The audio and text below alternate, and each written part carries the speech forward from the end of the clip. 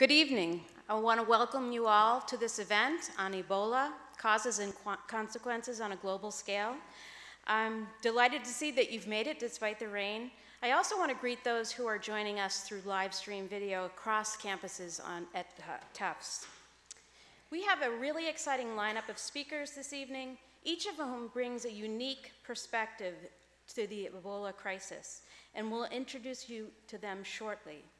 I want to acknowledge, as you saw in the prior slides, that many people have contributed to this event and made it possible. I don't have time to name them individually, but in particular, international relations, environmental sciences, and community health have been formed a really great partnership, and we're delighted to have this event happen. And while I don't have time to introduce all of those who were involved, I do have time to introduce one particular individual, and that is Dr. David Harris, the provost of Tufts University. When Provost Harris arrived at Tufts less than 3 years ago, he was charged with creating a strategic plan for Tufts. As part of his vision for our future, his strategic plan literally laid out the following, in his words: creating a place that emphasizes the importance of a collaborative and interdisciplinary environment where creative scholars generate bold ideas, where people can innovate in the face of complex challenges and distinguish themselves as active citizens in the world, prepared to address the great global challenges of our times. And indeed, we find ourselves at one of those times. Also in keeping with this goal, Provost Harris has also been a visionary leader in the approach of One Health here at Tufts. As many of you know, One Health recognizes the interconnectedness between human health, animal health, and our planet. The ultimate goal is improving health of all species and the improvement of the health of our planet. The crisis that has been unfolding in West Africa over the past several months demands our collective attention and action. And there can be no doubt that our ability to turn the tide in this crisis will require all of our disciplinary knowledge, tools, and expertise, from human and animal medicine to public health and environmental sciences, to international relations, political science, and economics, to name just a few. We're extremely grateful to Provost Harris for his leadership and for his support for this important event. And now I have the honor of introducing you to Dr. David Harris.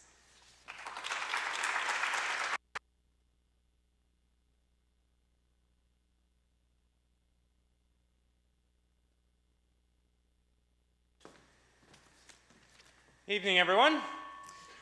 It's wonderful to be with you this evening. As you just heard Jennifer say, one of the things we're focused on at Tufts is creating innovative approaches to local and global challenges. It's also important to us is finding ways to emphasize, highlight the unique constellation of schools at Tufts, and to bring those schools together to address those challenges in a way that no single department or no single school can achieve.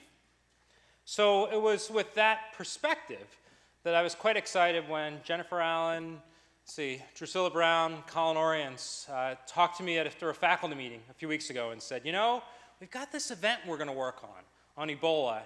And I was even more excited when they started to say, you know, it's not just this one event, there's some other events going on around Tufts. And I thought, what an incredible opportunity to showcase what's so special to us at Tufts. I can see people from different campuses here. I can see undergraduates, graduate students, staff, and faculty I recognize, and probably some people from the community here as well. It's really exciting to have this event. So why? And Jennifer talked about this a little bit, but the Ebola crisis, and I'll call it that, and we can talk about, you know, to what extent it's a health crisis, to what extent it's some other kind of crisis, media and otherwise, is clearly something that requires a One Health approach. As we say, it's something that requires people who work in science, but it also requires a perspective of those of us in the social sciences. Because many of the challenges here are not just challenges that are biomedical, but it's really challenges about failures of government. And the solutions are going to be about those kinds of solutions and not just things that happen in the laboratory. So this One Health perspective is critical. So the event we have tonight is Ebola Outbreak, Causes and Consequences at a Global Scale. But these other events I mentioned, I hope that we will see you at them. They're on my website, provost.tufts.edu, but let me just tell you about a few of them quickly. So there's one a week from tomorrow, which is in Boston, Pathophysiology of the Virus and an Overview of the Outbreak. One on Halloween, October 31st. Again in Boston, Ethical Considerations of the Ebola Outbreak, and also an event November 5th here in Medford, Ebola, Mutations, Markets, and the Military. And so I think you get a sense that just this Tufts unique constellation of schools, you get a sense of sketching out what's important here and how we can contribute. So tonight, however, we have 4 fantastic panelists, again, from across this university. So the names are in your program, and they'll be introduced in more detail later, but let me just mention who we have. Margaret McMillan, who's from the economics department here at Tufts. They're all from Tufts. Chris Whittier from the vet school. Elena Namova, and Elena, here somewhere, I noticed Elena has as many affiliations as I have fingers on my hand, by the way. She's primarily at the engineering school, but she also is she's a one person, one health, perhaps, across the university. And then last, Rosalind Shaw from anthropology. And we are extremely fortunate to have as our keynote speaker the Partners in Health Chief Medical Officer, Joy Mukherjee. Now, Dr. Mukherjee, I'm amazed and grateful that she's somehow found time to join us this evening in what really, I bet, is a pretty busy time in your life right now. What seems like is always a busy life, but especially right now. Dr. Mukherjee is trained in infectious disease, internal medicine, and pediatrics at the Massachusetts General Hospital, Mass General, has an MPH from the Harvard School of Public Health.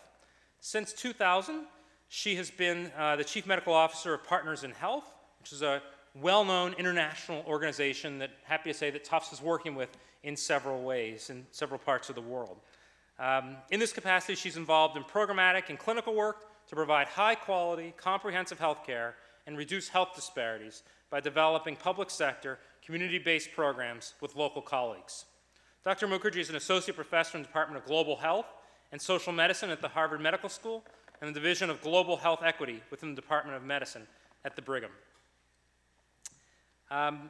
Dr. Mukherjee's scholarly work is focused upon generating a body of evidence to inform the development of healthcare delivery systems that can effectively address the enormous burden of disease in various settings. She works around the world doing quite important work. She serves, for example, on the board of directors for Last Mile Health in Liberia, for Village Healthworks in Burundi, and Muso in Mali. In addition, Dr. Mukherjee consults with the World Health Organization and other international agencies on health systems strengthening human resources for health, the treatment for HIV, and control of drug-resistant tuberculosis in developing countries. It sort of goes without saying, but I'm going to say it anyway. Dr. Mukherjee is really one of those heroes. She's one of those people who is doing great work around the world, making a difference in the lives of people who are often forgotten by people around the world. And I was talking with someone earlier and saying that we were saying it's amazing how the Ebola story seems to have faded a little bit. And sadly, it may have faded a little bit because we say, well, you know, maybe it isn't such a problem in the US.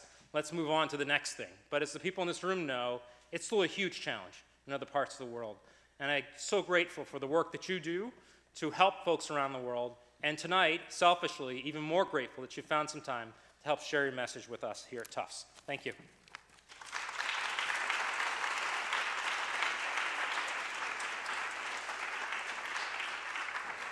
Thanks. Microphone's on? Yeah. So thank you so much for that wonderful introduction. It's a pleasure to be here. Thanks for inviting me to Tufts.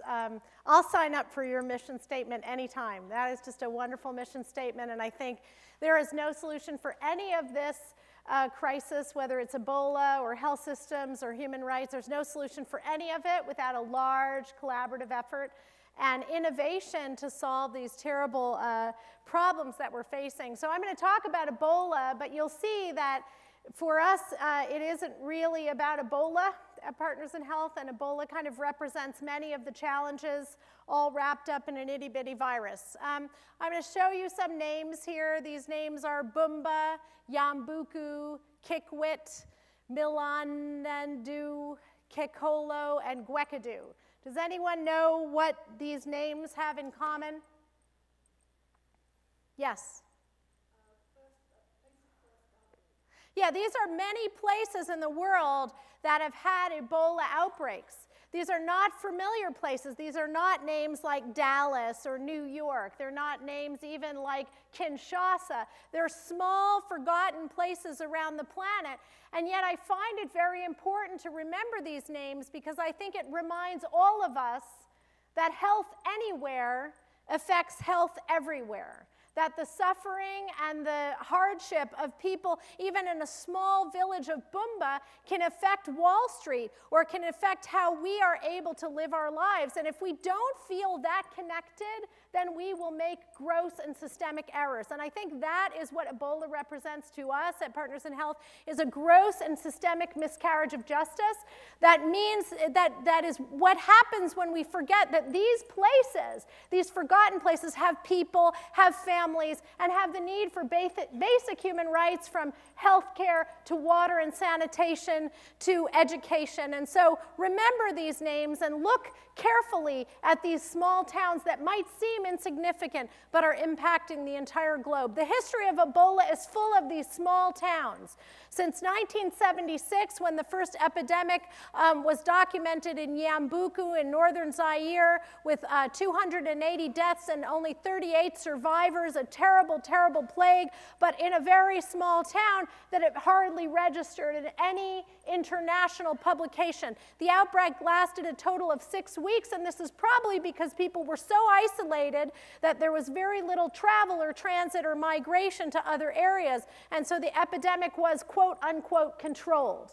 But I don't know who among us would think an epidemic control can look like this with only 38 survivors. That's a cataclysm.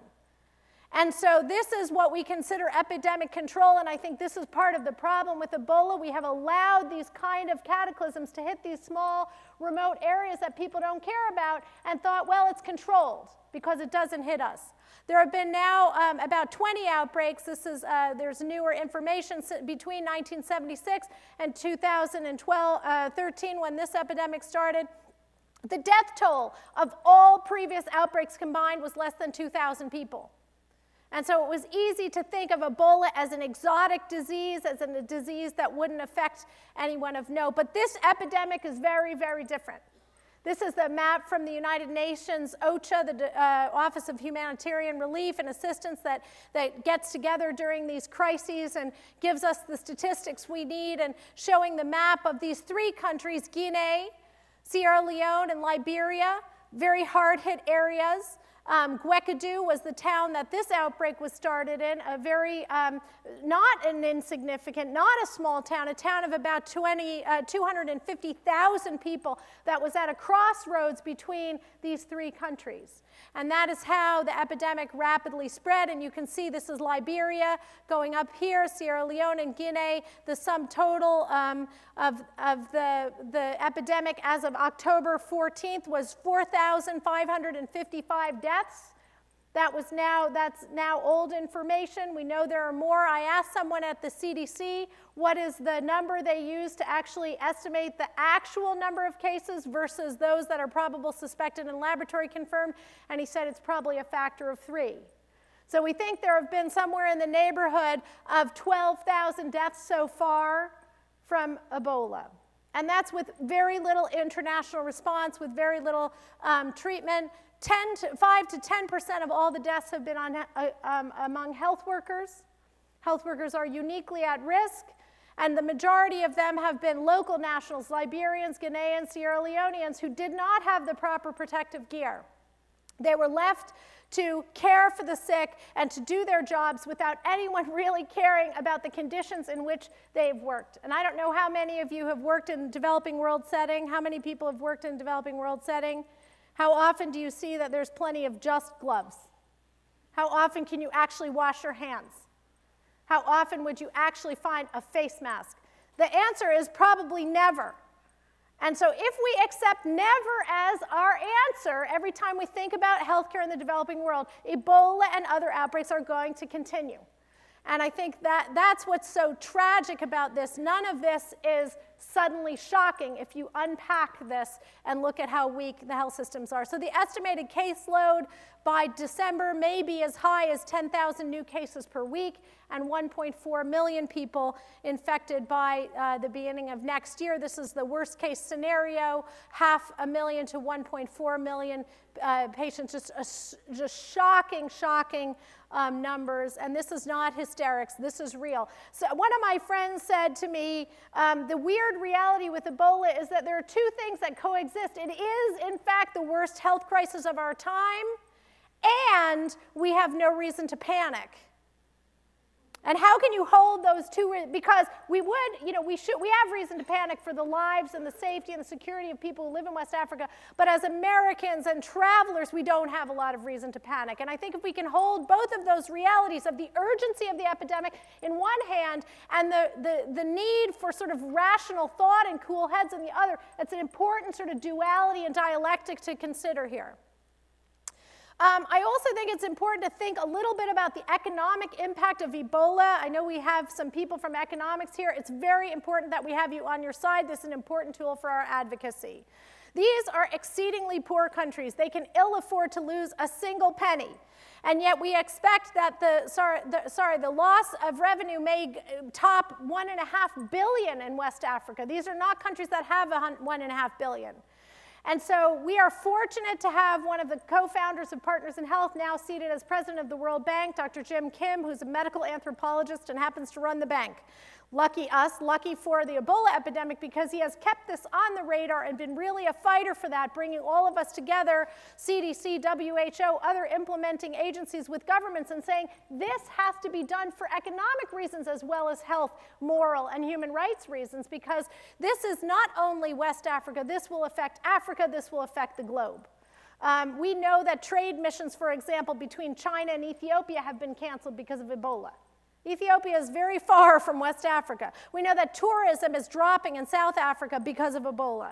So if the entire continent, which is home to some of the world's poorest and most marginalized people, then takes another enormous economic hit, it really will cause massive suffering. So this is also an important part of the impact.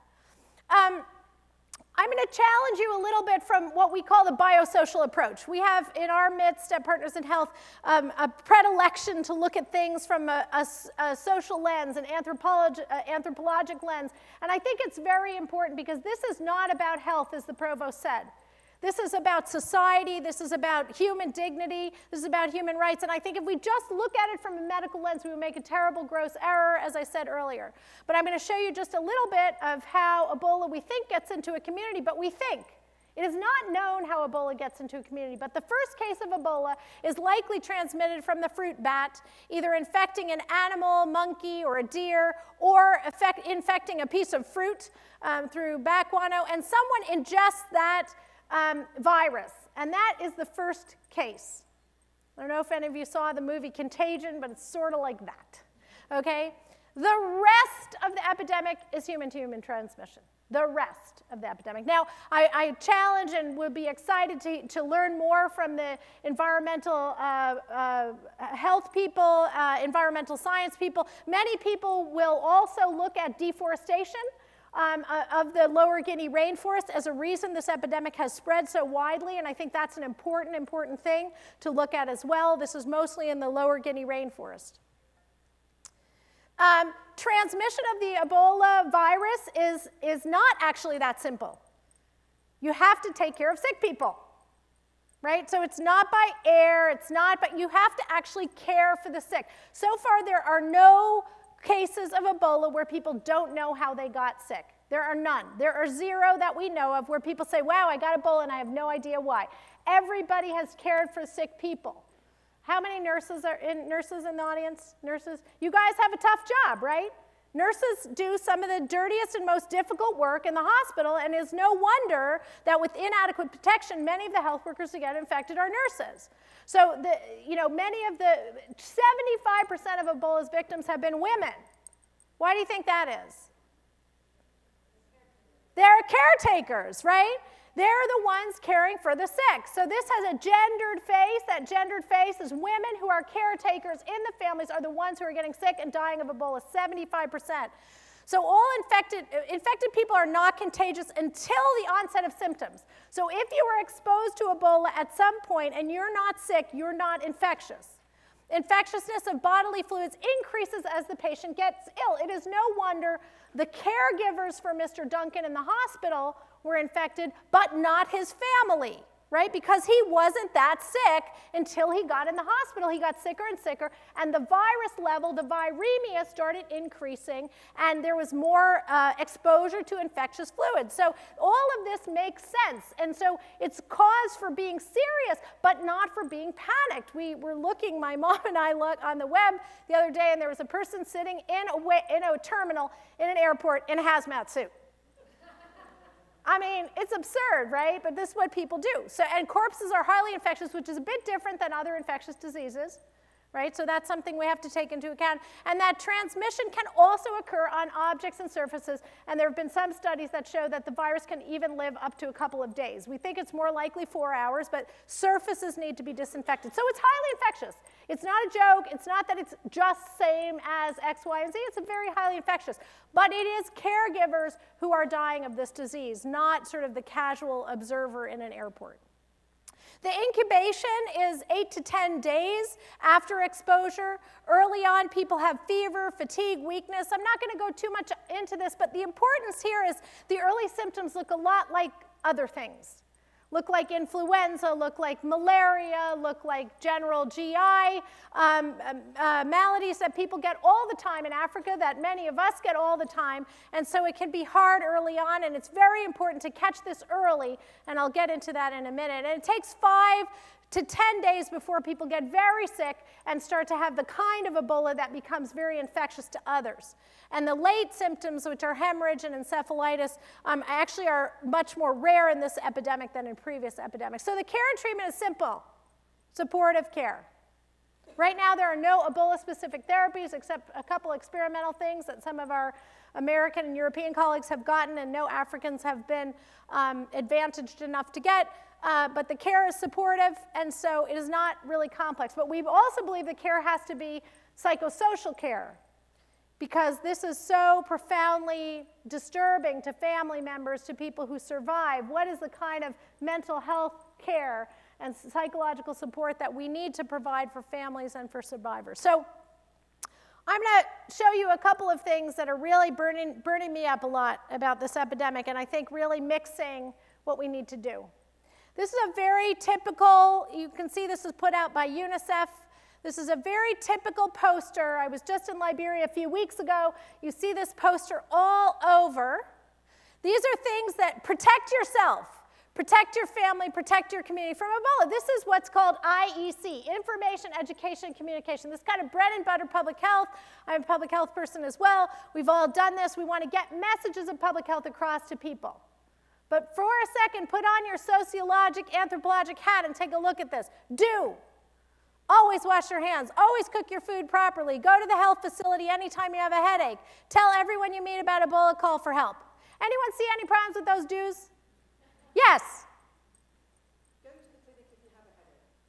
So what's wrong with that? What's wrong with going to the clinic if you have a headache?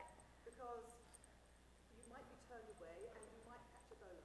Right. So maybe that's not the best thing to do right now. We don't know. We'll talk about that in a minute.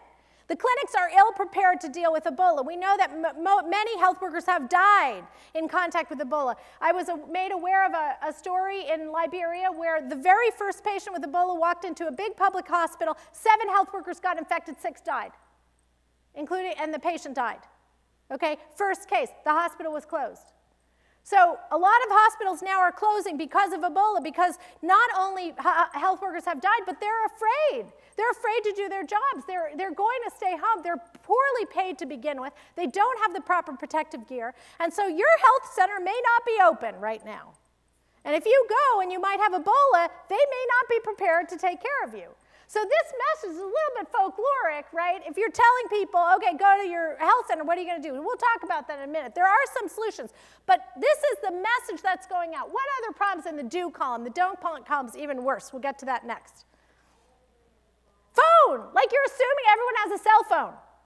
This is a disease of predominantly extremely poor people. Yes, cell phones are pervasive. Yes, a lot of people have cell phones. Many people don't have cell phones, right? Many people don't have cell phones.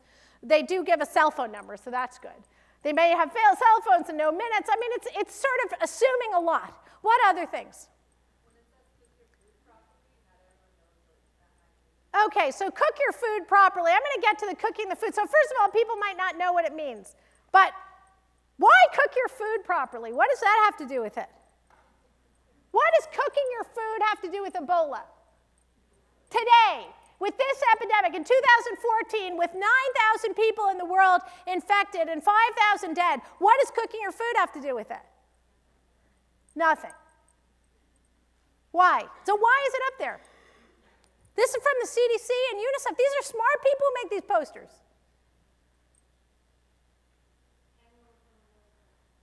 Hangover for another poster. Okay, we'll get to that in a second. Okay, wash your hands, soap and water. People might not have water, soap. I mean, I'm not saying you shouldn't do these things, but this is not really, if you want to give people messages, you want to give them messages that matter, messages that they can do, messages that are going to work, right? So let's look at these don'ts. Okay, there's 6 things here. Do not touch people with Ebola, okay? Do not touch clothes of people who had Ebola. Do not touch vomit, saliva, urine, pee, poo of people who have Ebola. Do not play with monkeys. Do not eat bushmeat. Do not eat plums eaten by bats. All right, tell me what the problem with this is. And why would I be ticked about this? They might not play with monkeys. Yeah.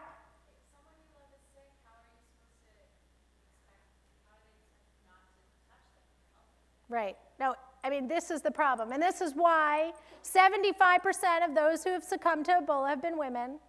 If you are a mother, if you are a wife, if you are a sister, of course you are going to take care of your sick family members. Now, you can try not to, and that is the message that people are giving, and we're trying to give that message too. Try to get help. Try to find help. But if your child is vomiting and diarrhea right in front of you, what are you going to do? You're going to take care of them. So is this the right message? Can people do this? What is this going to mean to people? I mean, it's a very complicated thing.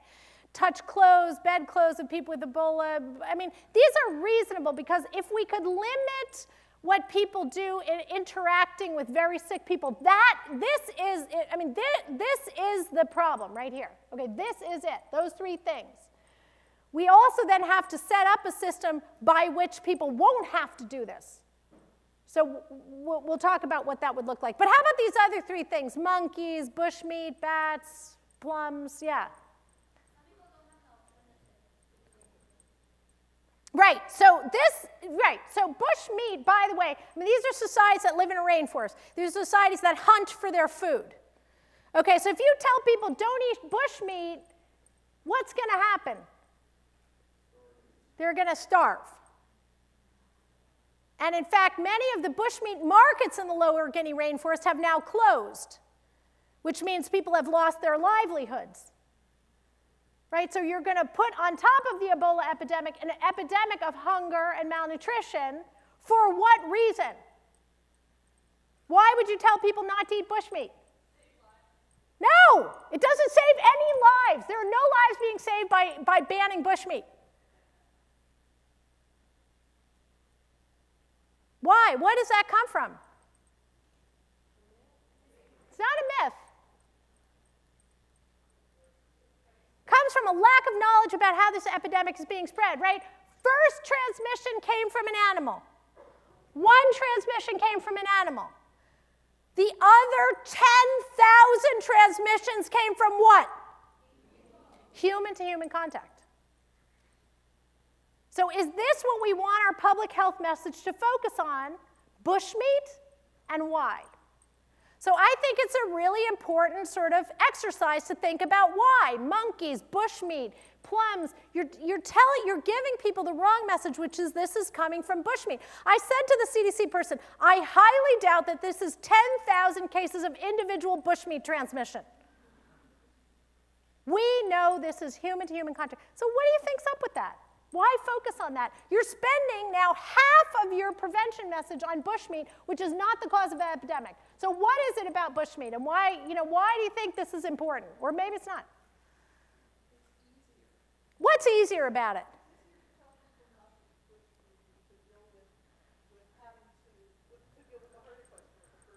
Right, exactly. So it's easier to say, don't play with a monkey than don't take care of your family when they're vomiting and dying in front of you, right? So maybe it's just easier. What else? Get hard with me, guys, because this is a hard question. I think the answer to this is much harder than that. A bias and a misconception along the lines of what? Who people are doing those kind of things? Poor people. What poor people? Poor black African people. This is an issue about race. This is an issue about otherizing people.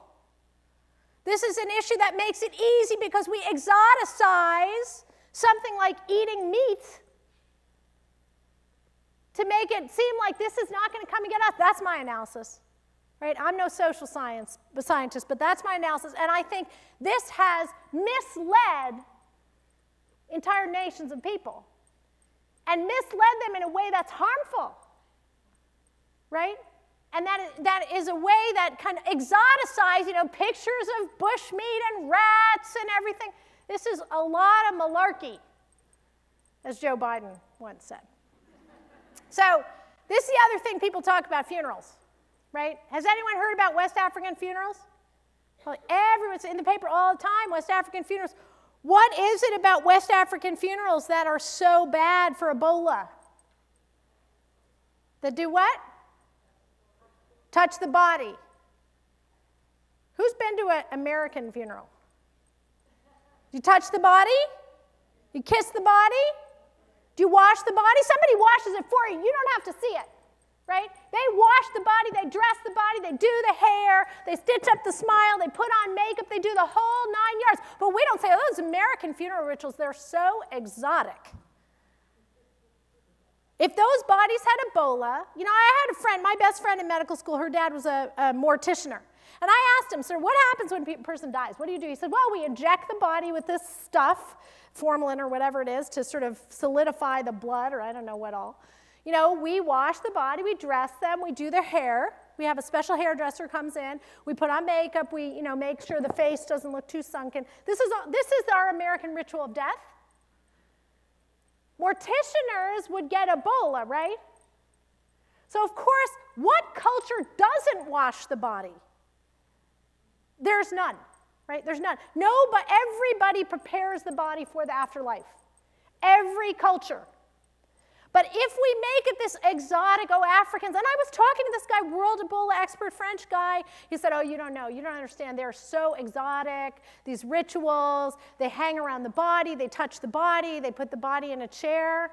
It's like, sounds like an Irish wake to me, right? I don't think it's so much, so yes, we have to tell people that that's not safe right now. But it's like the bushmeat thing, really do we want to make that the focus? We have to safely bury people. We have to explain to them that this could be part of the risk for infection, and indeed it is, and burial teams are a huge part. But I think the messages around exoticizing Africans and poor people and, is making it kind of a crazy place to wade into when the reasons for this epidemic are far simpler. They're really about structural violence and lack of basic human rights.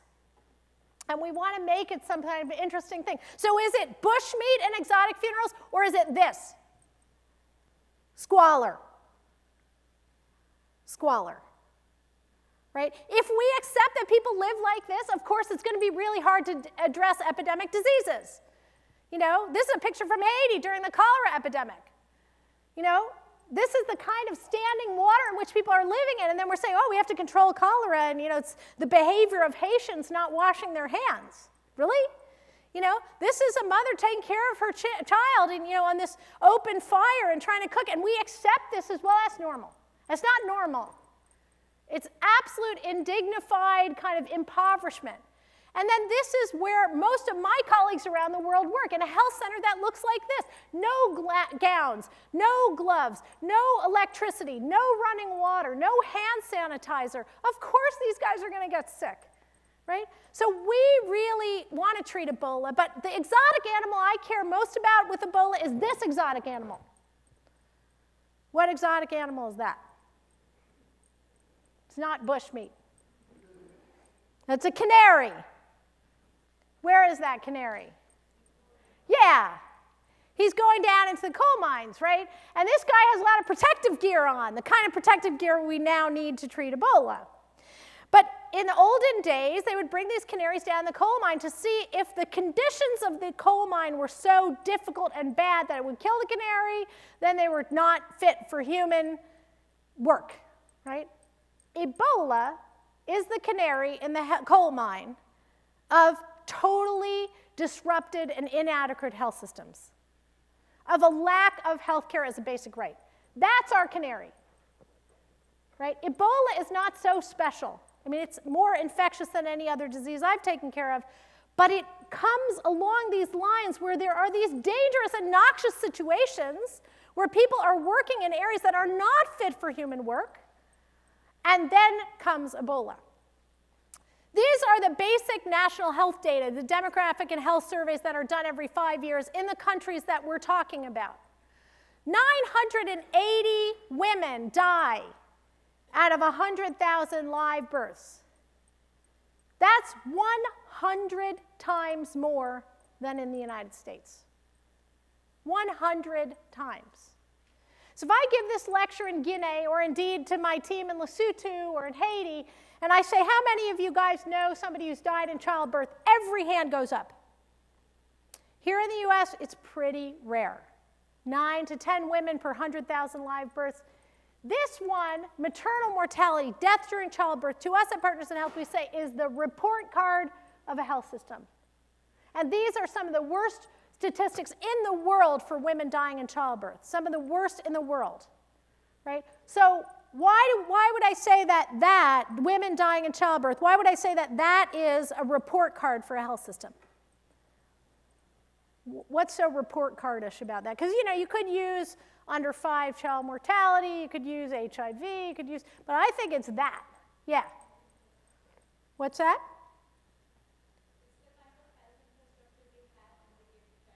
Right, so you need health infrastructure to deliver safely. Why is that? Why do women die in childbirth?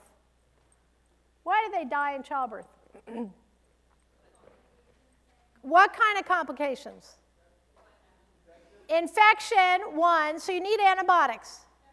Hemorrhage, 2, so you need blood and a blood bank. Eclampsia, 3, so you need some antihypertensives, magnesium, etc. And obstructed labor. So you need a C-section, right? This is not a modern technique. C-section comes from the time of Caesar. Women in poor countries don't have access to these things. They don't have access to blood, to cesarean section, to antibiotics. And so as a result, childbirth is 100 times more dangerous in Guinea before Ebola than it is now. So these are the countries where we now have Ebola. This should come as a surprise to no one. This is a Google Mapper. I don't know if you guys have seen World Mapper. This looks at the health expenditure per capita, and you don't even see West Africa. Right? West Africa is not here. This orange is North Africa. West Africa has completely disappeared. As you may remember, Africa normally looks like that. The public health expenditure as percent of GDP is paltry. The out-of-pocket expenditure is, let's say for Guinea, $66 per capita. People don't have $66, right? So these are countries that have no health workforce. They have no health systems. They have clinics that have no drugs. And so this is how Ebola becomes the canary in this coal mine. There's also, what's the connection between war and Ebola? I'm not going to go into it, but these 3 countries had a very interrelated war. civil war in Liberia and Sierra Leone, a military dictatorship in Guinea, many refugees between those three countries in transit, Charles Taylor using conflict diamonds, and much of this supported by outside powers. So, you know, what does this have to do with Ebola? Does this have anything to do with Ebola? Weakens the infrastructure, makes the infrastructure that's already there worse, drives away the professional class, the people who would take care of the doctors, the nurses, the managers. Maybe they're killed, maybe they flee. There are more Liberian doctors and nurses, I would guess, in the United States than in Liberia, right? The president's son, who's a physician, is in the United States. So you know, Partners in Health had not been engaged in West Africa. We had worked with two small grassroots organizations, Last Mile Health in Liberia and Well Body Alliance in Sierra Leone. For many years, we helped found them. We helped set them up. And they and the governments of these countries begged for our support.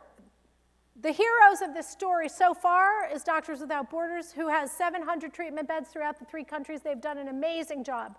But what they can do alone is insufficient. The governments don't have the resources or the personnel to deal with this. And so we have been asked to support these governments, and we are now engaged since about September 4th in a 5-point plan to really help to bring the Ebola outbreak to a stop, but also to address the underlying weakness of the health system, which is something I think Partners in Health does probably best. First is to stop transmission, right? The second is to actually treat Ebola, and they're sort of two different things. The third is to actually strengthen the health systems, because right now more people are dying of malaria than Ebola. And the health system has collapsed because health workers are unprotected, because many clinics are closed, right? To use the response to train health professionals and to generate new knowledge so that we can actually innovate and improve the kind of care that people get. Because right now the mortality is about 70%, and we think we can do much, much better than that, bringing modern medical care and new tools, new diagnostics and therapeutics. So this is what our strategy looks like. We have a large strategy that's community-based, community health workers. The HBRR is something that we're working on with MSF, with WHO and others, which is home-based risk reduction. We understand that a lot of these women particularly are going to be forced to care for the sick, even if we get enough beds open while they're waiting to get those beds. What can we provide for these families to help them take care of those children and those loved ones safely while they're waiting for proper care? And so is there a way we can bring gowns and gloves and boots and chlorine and hand sanitizer and things that can at least help reduce risk as we are trying to get people to proper treatment? The second thing is the concept of an Ebola care center, which would be at primary care level, which would be a very decentralized approach so that everyone doesn't have to go to a capital city to go to a large unit, but you could get units to care for people closer to where people live.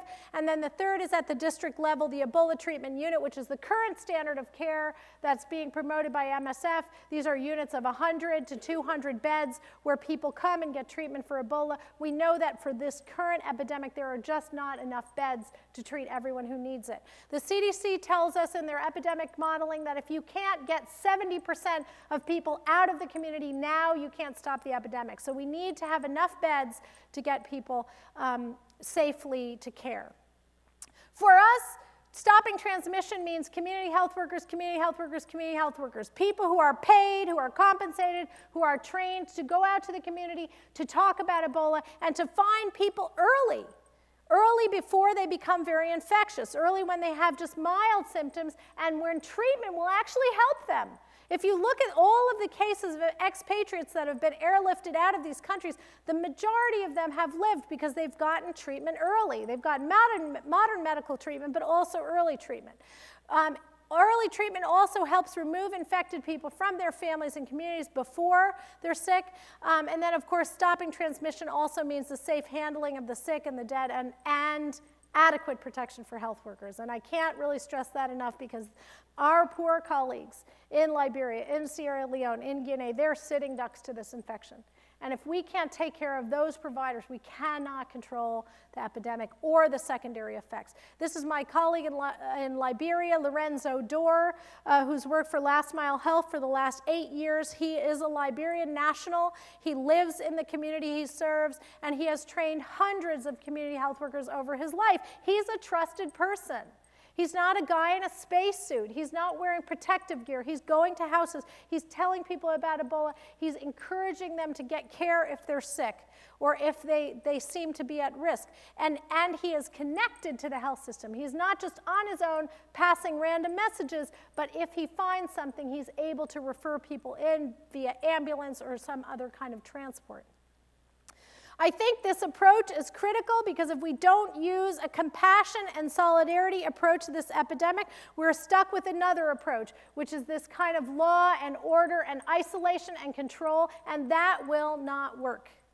This unfortunate slide, you see this woman being pulled out of her environment, being forcibly sprayed down. Who is going to come forward for care that way? How can that possibly engender trust and have people want to come forward early? Versus this, sad as this is, there is care going on in this picture, right? There is care going on in this picture. So how do we orient our approach toward compassion and solidarity and understand that that is going to be our best security, is by making common cause with communities and bringing people forward. You know, Nigeria's success is quite amazing. That on the 20th of October, Nigeria was declared Ebola-free, had passed through 2 21-day cycles of contact tracing, and had not found a new case. But interestingly, so between July 25th, when an Ebola patient from Liberia died in Lagos, and we all thought, Lagos, game over. Right? This is a huge city. It's chaotic. Nobody thinks of Nigeria as having some strong health system. But between September 22nd, by September 22nd, so in that span of a couple months, 20 cases, 8 deaths, which, by the way, is a lower death rate. So they were doing something right. And then by October 20th, Ebola-free. So what can we learn from that? First of all, what we know is that Nigeria layered their contact tracing and Ebola efforts on existing health systems to track and trace polio and HIV. Investment in health systems was then leveraged to do something else. It wasn't starting from scratch. It was, and they hired and paid 150 contact tracers. They were not asking people to do this as a volunteer thing, do it for the good of your community. These were health professionals who were trained in public health, who were contact tracers, and many of them were community members. The health teams visited 18,000 homes. That is no small feat. And the tracing team monitored 894 people. This is a wonderful picture. This is an Ebola treatment unit that was put up in Lagos, Nigeria, that was never used. So they were prepared, but they didn't need to use it. So Ebola treatment. We believe at Partners in Health, and it's been our strong experience over many years of being involved in epidemic diseases from cholera to HIV to multi-drug resistant tuberculosis, that if you don't provide treatment, people will not come forward and be tested. And so if we're relying on a lot of our early diagnosis and early case finding, that people will volunteer to be tested, if they're not getting treatment, they're not going to be tested. And so we can't just isolate sick people, and that's what's happening now. They're trying to drag people to forcibly put them in isolation centers where they know they're not going to get treatment and they know they're going to die. So if we can't have treatment, that's not going to work. And with early detection, we think treatment fatality may be less than 40%, even in resource-poor settings. And it requires tools: diagnostics, therapeutics, infection control. This is what an Ebola treatment center looks like. It is no small feat. You have to have an area for the very sick Ebola patients, a separated area for the less sick ones in case they don't have Ebola, so they don't get Ebola while they're there, and an area for the staff so that they can safely do their other work that is not related to the direct care of patients. This is inside an Ebola treatment unit, an MSF Ebola treatment unit, where people are getting oral rehydration. I think this is something at Partners in Health we know a lot about. We actually used HIV money for the last 15 years to revitalize health systems. We said, you know what, we can get this HIV money, and we can treat HIV. We can find cases of HIV, but who cares? Because even in the country we work that has the highest HIV infection, Lesotho at 26%, Still, the majority of people don't have HIV. They still die of stuff. They still have health needs. So what can we do? And we said we could do 4 things with HIV money. And this is what we aim to do as well with Ebola. One is put in essential drugs and tools for health workers. In this case, the personal protective gear that health workers need. But essential drugs, because people don't come to clinics because they want to find out they have HIV or Ebola, right? Most of the time people come because they're sick. And if you have nothing to provide them, they're not going to come. Second is we had to pay and train the health workforce. Right? In many of these countries, the health workforce is woefully underpaid or hasn't been paid in months. The Liberian workers who had Ebola squarely on their shoulders for months had not been paid in 6 months. The fact that they were working at all is so shocking and so heroic. It brings you to tears. They have to be paid. We have to fight for local workers to get paid. Third, we trained and paid and supervised an army of community health workers who could go out and do active case finding and psychosocial support and really be members of the community that could bring people in. And then fourth, try to get rid of any kind of fee for health service, which you cannot have for the very poor. This experiment in health system strengthening was done in Haiti, was replicated in 10 countries around the world, in 70 public facilities, and what we saw in every country was about the same thing, that health systems as they were like this, were totally empty, were completely underfunded, had no staff, had no equipment, no pharmaceuticals, and we did those 4 things with HIV money and went from seeing no patients a day to 300 patients a day. So we have to rebuild the health infrastructure. Now, this clinic doesn't exist anymore. Now it's a kitchen, and we have a hospital there. But even when it was a little bitty 2-room clinic, we could see 150 people a day, find all their HIV cases, et cetera. Now, Ebola is a little more complicated because you have to do proper triage outside the clinic, whatever. But people need to have access to regular health care, and we have to build that back as part of this epidemic. Otherwise, the secondary effects are going to be profound, and they already are. Right now, there is no safe place in Sierra Leone for women to give birth. All of the maternity hospitals are closed. Right now, there have been outbreaks of measles in Guinea. Right now, there are kids dying of malaria, totally treatable disease. So if we don't get this part right, the effects of Ebola will be even more earth-shattering. This is the Gwekadu Hospital, the hospital which the epidemic started in. It's a hospital in Guinea that serves about 250,000. Many of you have seen hospitals like this in the developing world. Partnership with USAID, people have put money in this hospital and no running water. No running water. This is a hospital, Partners in Health. I'm not sure we'd be able to handle Ebola really beautifully, but we have space, we have infection control, we have place to wash your hands, we have gloves. We can at least start to think about it in a dignified and decent facility that has enough tools to start even the conversation. And then to do this, we're going to need a massive expat workforce. And I'm hoping that here at Tufts, with your great environmental sciences program, you can help us, particularly with WASH people, water and sanitation hygiene, because that's a big lack and a big need in this epidemic. That environmental health and hygiene piece is key. But as we are going to require a huge number of expats, we hope that those expats will also be teachers and stay long enough to help train the next generation of Liberians and Guineans and Sierra Leoneans and really build real capacity in this country to do infection control and surveillance and provide proper care, critical care, and all of the things that we're going to learn together during this epidemic. This is the work we've done in Rwanda. This is my colleague Corrado Concheta, who worked with us in Rwanda for 5 years and now is going to be heading up our efforts in Sierra Leone. In a program he designed called the Human Resources for Health Program Rwanda.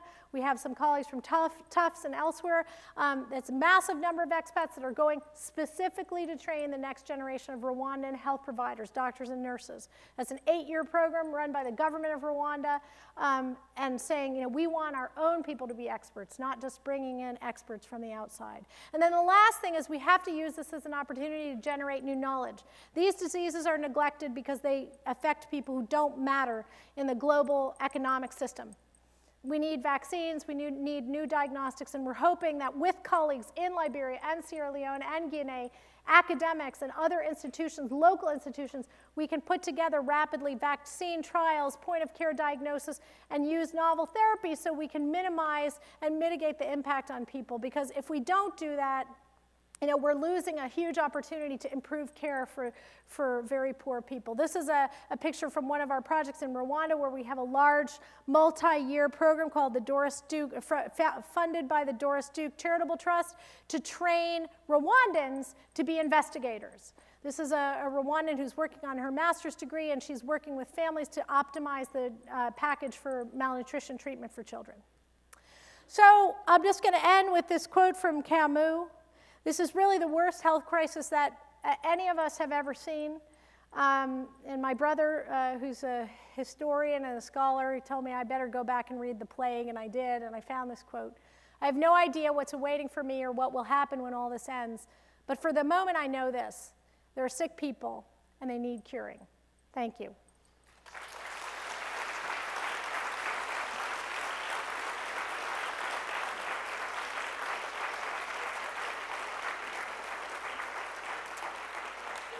I probably can take some questions. I have time for some questions if anyone wants to ask a question.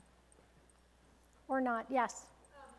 So I hadn't thought of it until you were speaking, but thank you very much for doing it. You know the river blindness? Yeah. So they have very good systems in place. Yeah. Isn't that Mike? River blindness. So yeah. Okay, so I was asking about the river blindness eradication program in West Africa, which has been very effective and has a huge network, and they still distribute the ivermectin, Yeah. So can that be used in any way? For sure. I mean, I think any existing system should be and must be really leveraged. And I think that's a great example of something that's a long-term, multi-year commitment to really try to address a very severe problem. And so I hope that those, the works of the people who've been involved will be certainly brought to the table for this. Yeah. Hi. Yeah, I know your presentation largely encompassed Africa. There's been a lot of discussion in the United States because of the cases here about what we can do. I think it's been obvious that it's been revealed we are underprepared in case something would happen, and I think it's kind of revealing that instead of getting a real disease and medical expert to deal with the situation here in the United States and preventing the spread, we appointed a political hack actually to lead that up. But just on this issue, there's also been some very pointed remarks that come out from Dr. Olsterholm, who is from University of Minnesota, Center of Infectious Disease.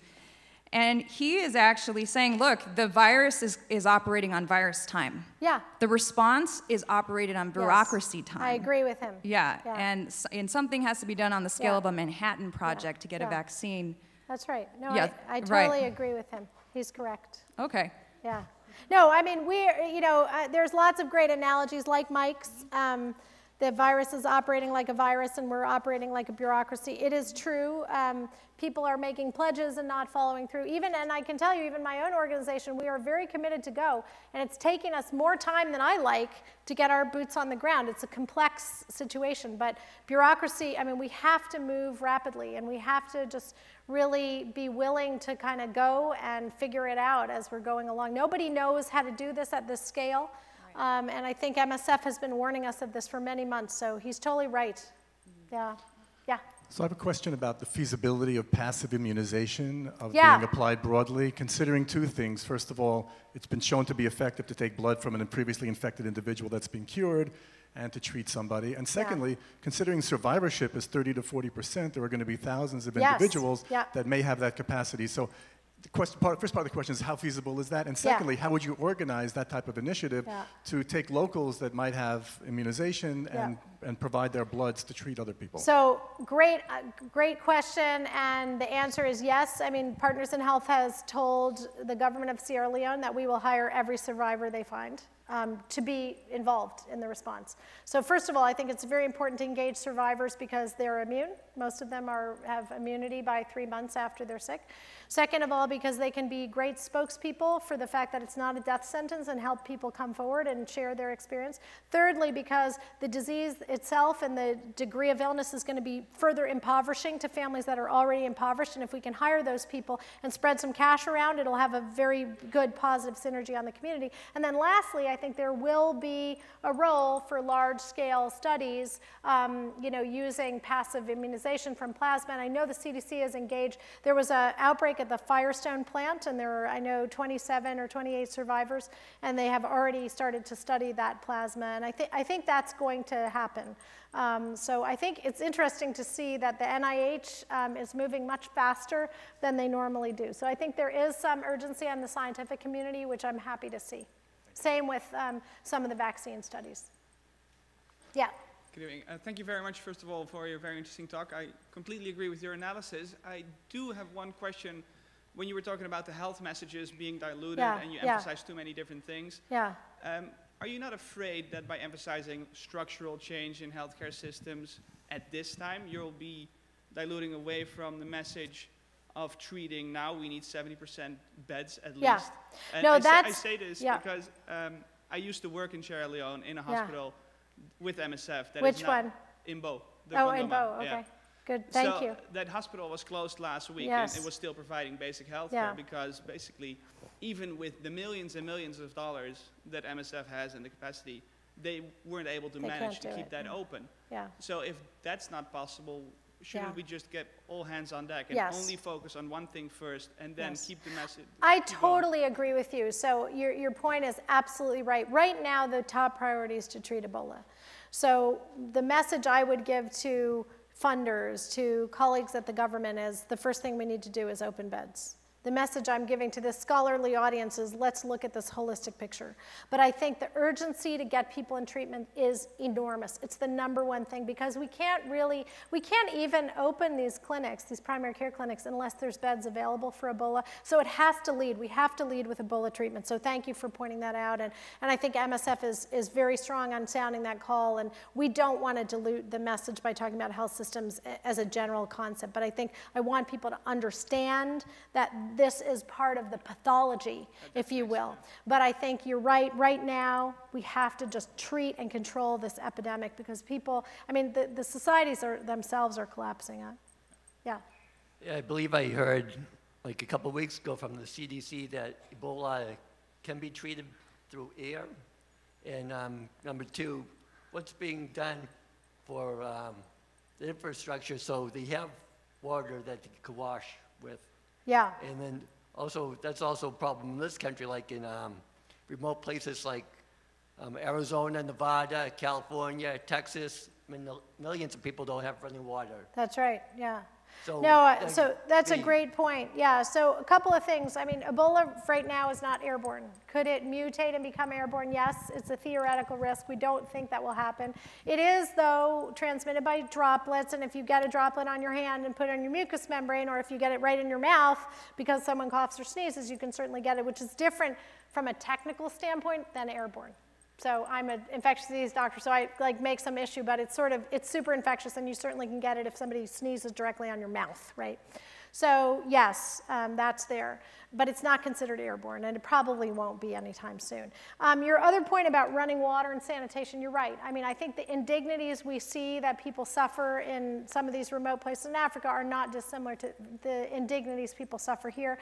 Partners in Health has a program in the Navajo Nation where we have many, many, many people that we serve that have no running water. So I think all of this should be a call for basic human rights and basic dignity that includes water, sanitation, and health systems wherever people live. So I agree with you. Yeah. Thank you very much for that wonderful talk. I wanted to applaud after every point. You're the anthropologist, right? I am the anthropologist. Paul trained me well. I wanted to ask you about the 75% figure for women and Ebola. Because I've read very different it's very hard to get disaggregated data at all, and I've read very different figures. Yeah. And so I just wanted to ask you some more about that. Is that from Partners in Health itself? No, it's not from Partners in Health. It's also from stuff I read, and I agree with you that I'm not sure. I'm not sure of that. The data's all over the map. Huge reporting issues. But yeah, I mean, and again, I think that's less of a sort of scientific number than a sort of social causation number. So maybe I shouldn't say 75% and just say a lot. I'm also wondering about burial teams because that's men. Yeah. And I'm wondering if that might equalize that number a bit. Well, hopefully the burial teams that are being hired now, who are largely men, are fully protected with the personal protective gear. I think the people who are presiding over the washing and preparing of the bodies before death are largely women. So, I mean, I think it would be an interesting thing to study about the, sort of the gendered face of the epidemic and learn at least what we can from an ethnographic standpoint, if not the pure quantitative data, but what's the qualitative experience that women are having. So I think it's important. Thank you. Yep. Okay. Great. Thank you for a wonderful presentation.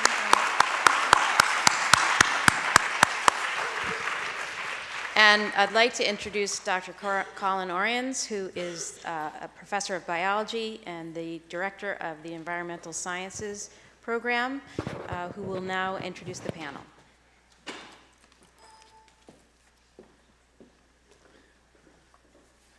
I want to thank you again for coming, and I really want to thank our panelists for agreeing to speak today.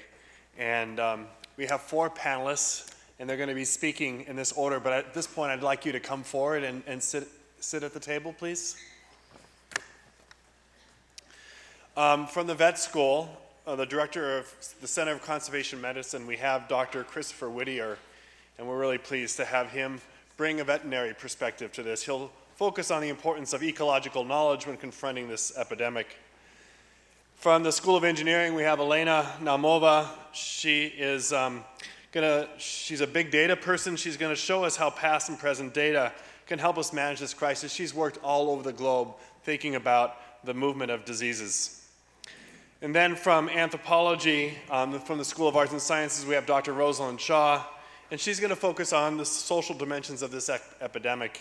As you gathered earlier, she's an anthropologist by her questioning.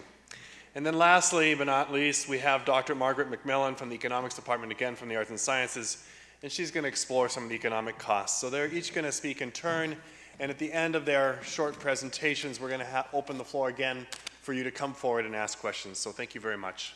Chris?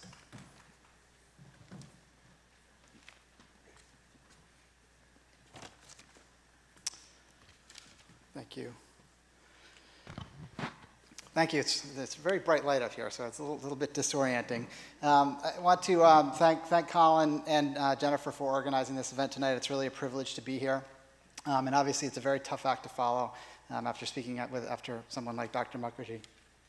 I was asked to talk a little bit tonight about the sort of wildlife and environmental side of the crisis that's happening right now, and a little bit about sort of my experience and some of the work that I've been doing. So I just wanted to run through a couple of images and a couple of slides to talk a little bit about that part of the equation and that part of the situation. I think Jennifer and the provost did a really nice job of kind of highlighting the fact that in a lot of ways Ebola is a very sort of classic disease to look at from a One Health perspective, because all of the factors that are important with when we look at a disease like this are part of the situation with Ebola. So we have obviously the very strong human health component. It's also a very strong wildlife component that's kind of being forgotten a little bit in the current dialogue, and obviously an environmental component in terms of where the disease comes from and how environmental degradation has played a role in the current outbreak.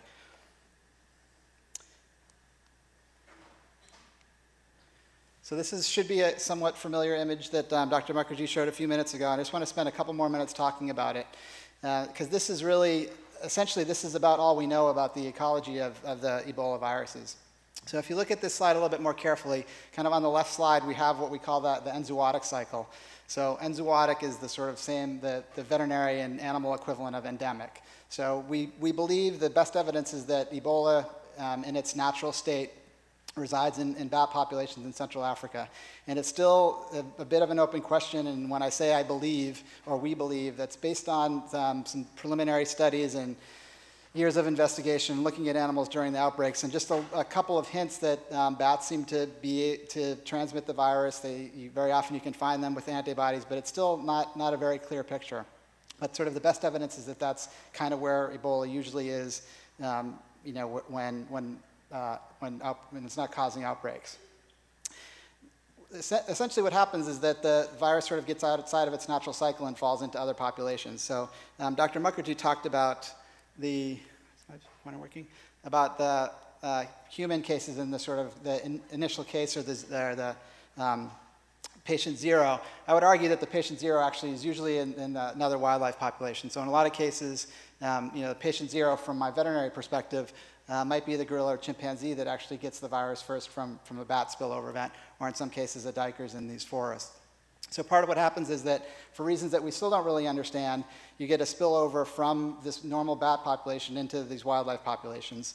And it could be that gorillas are eating fruit that's been contaminated with bat feces. It could be that chimpanzees are eating animals that have consumed bats or eating bats. There are lots of different theories and lots of speculation about exactly how that's spilling over, but it's still not very well understood. What we do know is that most of the time when humans get infected, it's coming directly from the bushmeat trade, and Dr. Mukherjee pointed that out pretty obviously, that that's usually the source of these human outbreaks. So that people are eating, in a lot of cases, dead great apes, either that they've found dead or that they've been hunting and caught animals that might be sick or dying from Ebola in the first place. So I'm going to come back a little bit and talk about that part of the equation. And the other thing to remember is there are other animals that are infected, and for the most part, the animals kind of on this side of the line, potentially including some species of bats, which is part of what we don't know right now. Are there bats that naturally harbor Ebola and don't get sick from it, and are there other bat species that actually die from it? That we don't really know. But these are all victims of Ebola in one way or another, similar to human populations. We did talked a little bit about this question about Ebola, and I've seen these have been some headlines in the past couple of days. You know, is bushmeat behind the outbreak? And again, part of this is trying to, the media looking for stories. They're being in a sort of human natural instinct to try to find the blame or try to find the source. It's also obviously a very interesting scientific question here about where this comes from. But our answer to this from the sort of veterinary and ecological and conservation medicine perspective all along has kind of always been, of course it did. Either it directly came from bushmeat or it's come from something related, and either way, it doesn't really matter. And I think, as Dr. Mukherjee very cleanly pointed out, once you have that initial spillover event into the human population, it basically becomes a whole other disease. It's a very different situation than what's that original factor. So there have been, increasing investigations and looking at and thinking about what's the original source. Starting to blame the family because the family was eating bats. And as Dr. Mukherjee again pointed out, this shouldn't be shocking to anybody. There's, the majority of people in these areas are eating wildlife in one form or another because they have to eat. And there's obviously been a lot of concern about how bats fit into this picture and trying to blame the bats. But obviously, if we didn't have bats, we'd have a lot less of the ecological system, including a lot of fruits and other things that are important for lots of human work.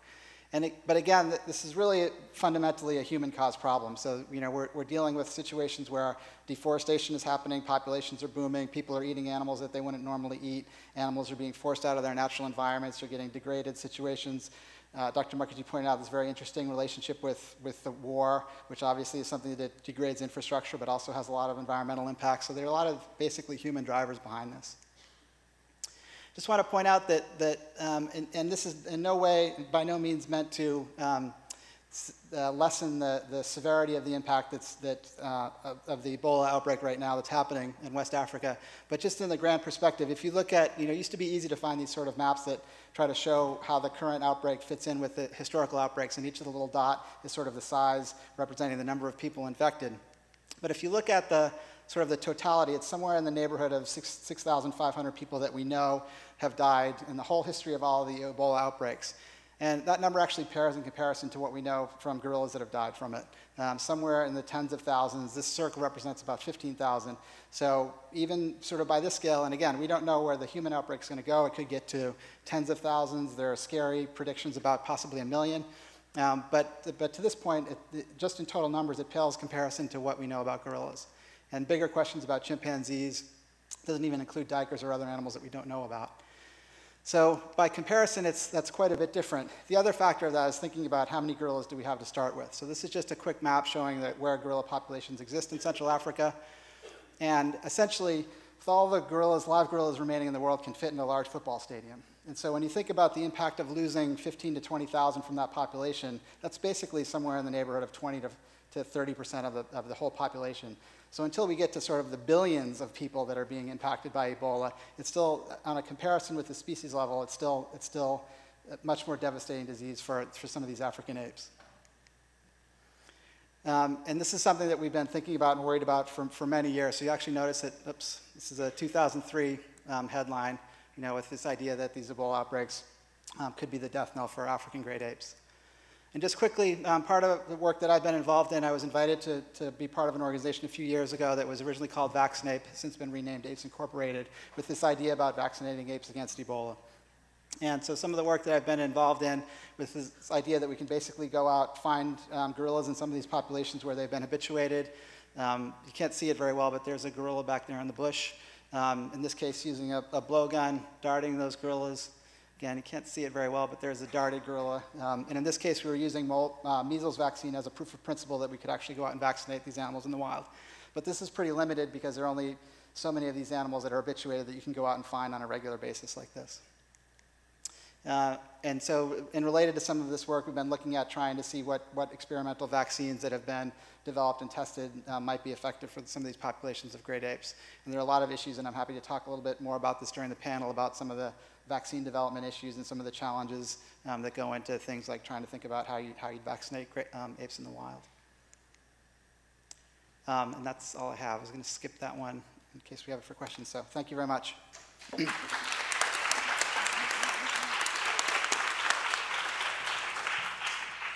Now we'll have Dr. Elena Nalmova.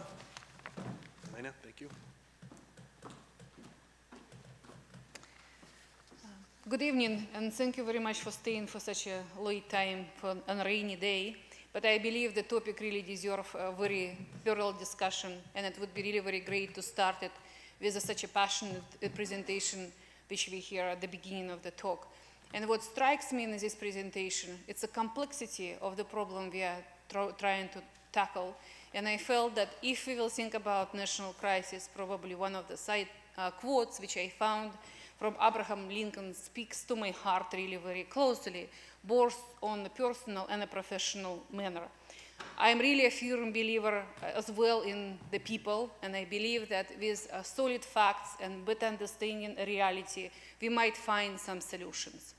And as a statistician and data analyst, I'm drawn by data, and I take my students to different countries in the world, not only to do research, but also to understand where that data coming from.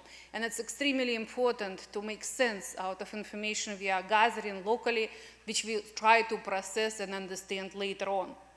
So from a point of view of crisis management, our Ebola outbreak already gave us millions of lessons to be learned. One of the most important ones is the crisis of communications and the importance of communications. I'm not an expert in communications at all, but I see how often communicators use numbers. They are using for different reasons, for different spins. And I think that it's very important to understand what those information represents and how it relates to the real world. And with the Ebola outbreak, I felt that our understanding of complexity and the scale and dynamics of this process as well not allowed us neither to digest this information fast enough and carefully enough, nor collect really appropriate information to make judgment and make proper decisions. So even for some, it's a crisis of communications and lack of ability to move. To people like me, it's more of a crisis of primary data collections. And I'm really taking extremely seriously because if we'll think about how we can forecast what will happen tomorrow, day after tomorrow, about dynamics, about spreads around the countries, and decisions we need to make, we need to start with a very primary data information. Even for diseases which we think we know quite well, and for diseases we know how to control the situation, there are still glitches in many different ways.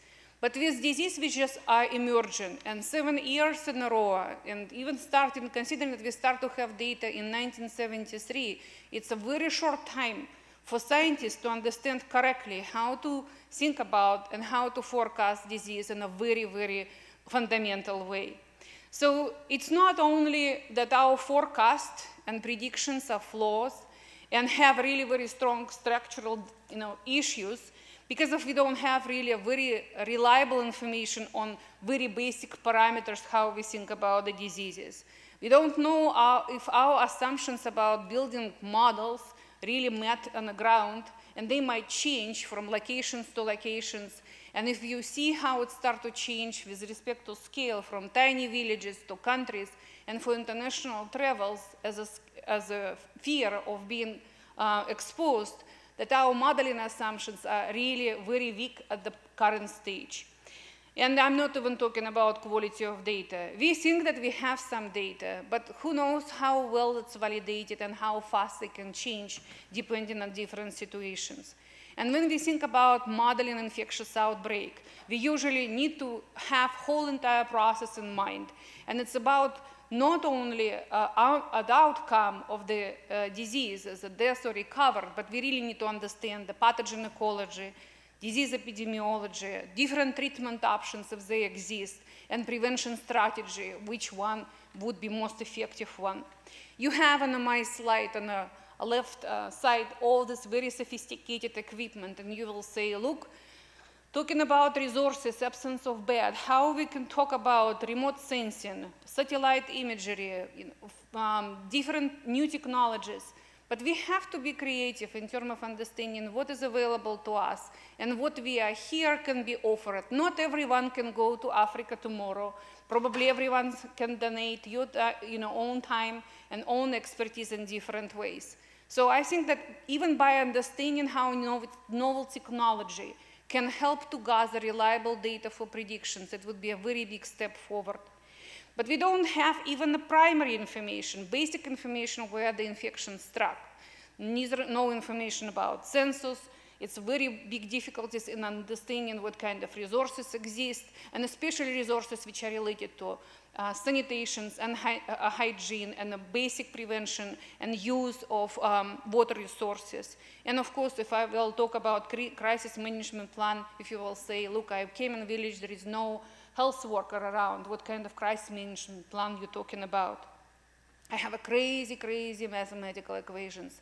And I don't have a time to talk about these equations, unfortunately. But my message with these equations and combinations with that, if we want to be able to control such a large scale and magnitude, we have to think about people on the ground suffer way more than us suffering to understand mathematical modeling.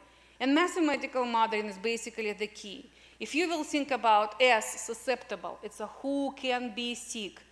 E, exposed, it's those who already have exposure of diseases. I, infected, what is the probability of being recovered after being infected? H, can you have ability to be hospitalized and receive proper medical care? F, is this person will be in a funeral, so it will be lead to another wave of exposure. R, recovered. You see, like every single compartment of this model basically speaks to very specific actions on the ground for public health workers. And then maybe from this model, we will start to understand what is really probability of a spread in a much global way, and start to understand where we have to panic and where should not panic at all, and what is really the scale of emergency, and is it really possible to control it in a different type of way.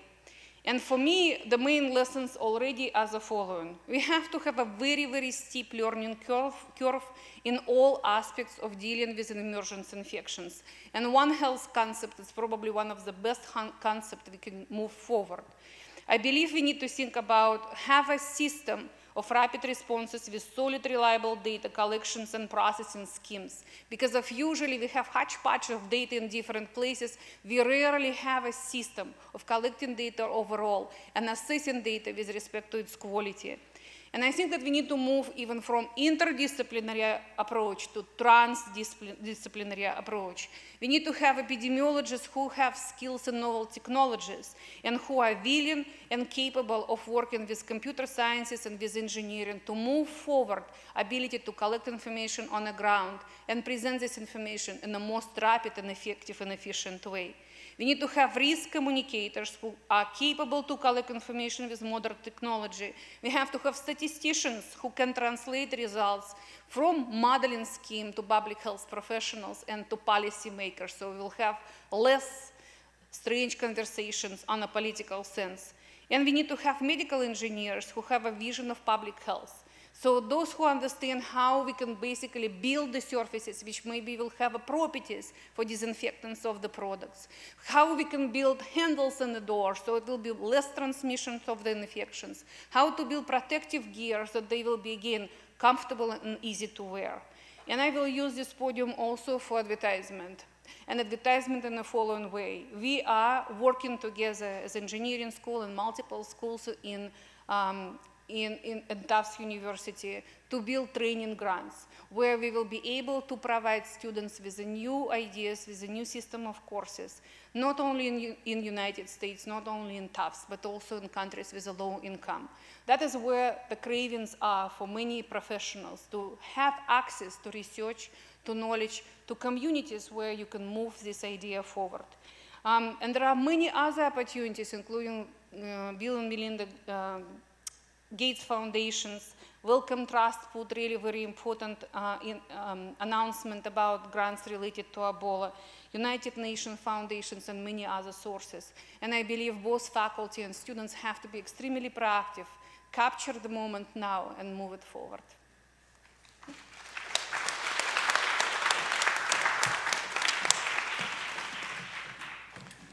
Now we'll have Dr. Rosalind Shah talk about the social dimensions. Thank you, Rosalind.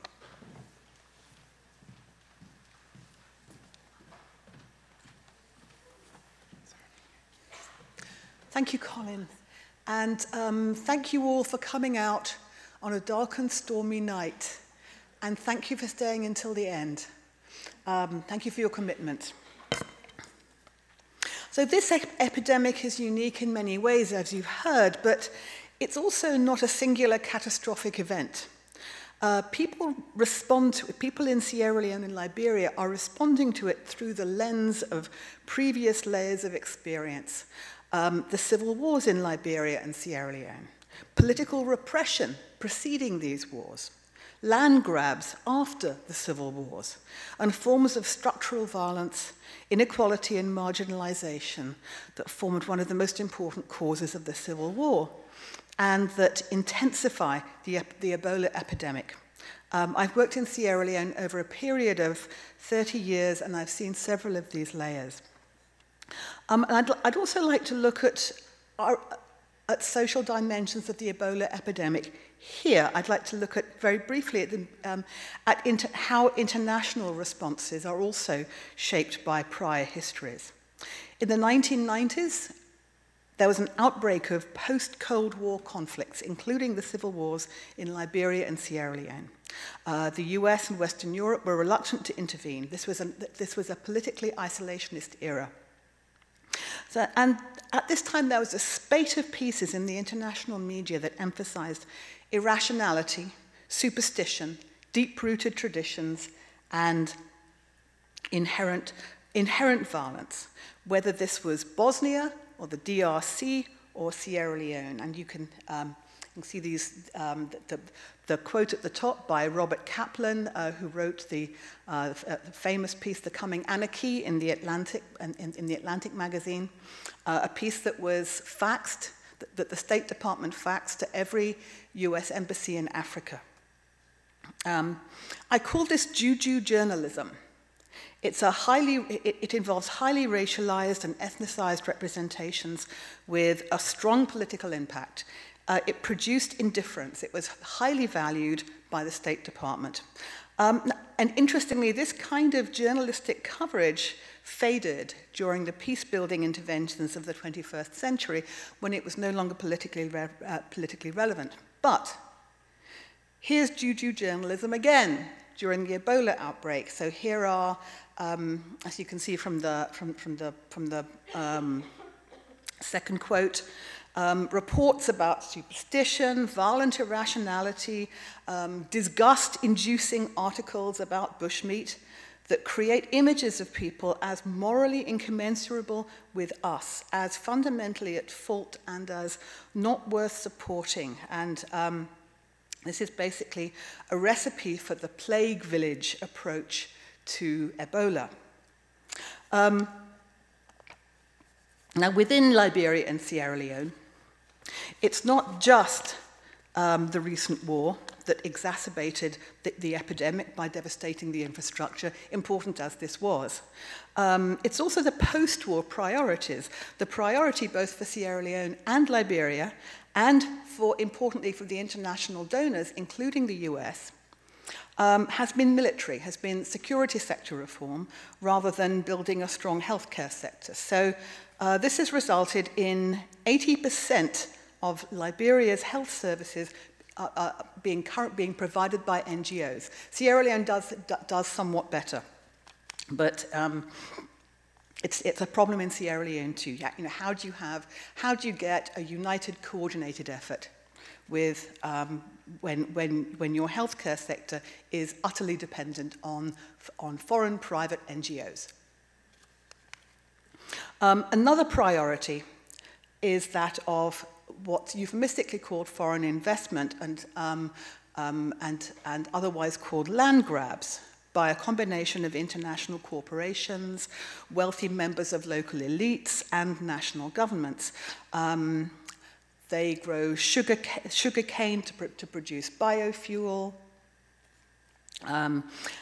produce palm oil. These are just two of several favored crops. They produce a lot of environmental damage, and so 30% of all arable land in Liberia and 20% of all arable land in Sierra Leone in 2012 was taken up by was lost to people through these land grabs. And these have been transactions, often without proper informed consent, through which people have lost their land and livelihoods. And only a fraction of the promised jobs have materialized. In some cases, the land has been drained and thereby rendered useless for the growing of rice, for example, which is the staple crop thereafter. Water courses have been changed. So the current crisis of government legitimacy that the current mistrust of the government, of the state that you've been reading about in relation to Ebola, it's not just irrational paranoia, it's not just ignorance, it's based on experience. It's based on experiences of the state as threatening livelihoods and therefore lives in exchange for foreign wealth. And I'd like to shift now to a specific place, to Makeni in Sierra Leone. Makeni is the 4th largest city, but the least loved town. It's been called the least loved town in Sierra Leone. Development, it has been kind of politically out of favor for some time for various reasons. Development usually reaches it after it reaches other major towns.